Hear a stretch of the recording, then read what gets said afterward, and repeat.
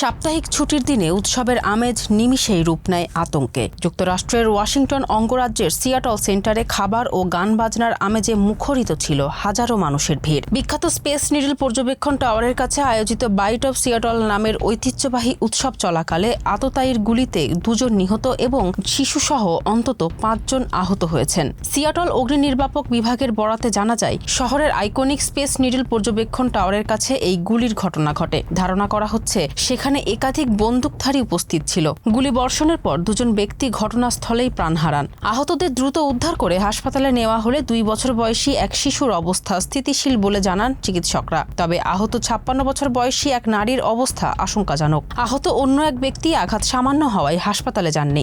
ঘটনার পরই সামাজিক যোগাযোগ মাধ্যম এক্সের এক পোস্টে সিয়াটল পুলিশ জানায়, সিয়াটল সেন্টারে গুলির ঘটনা ঘটেছে, তবে হামলাকারীদের একজনকে আটক করা সম্ভব হয়েছে এবং বাকিদের তল্লাশি চলছে। পুরো এলাকা ঘিরে রেখে ঘটনার পেছনের কারণ অনুসন্ধানে তদন্ত শুরু করেছে আইনশৃঙ্খলা বাহিনী। Desk report, Farzana Hasin, Manabkantha.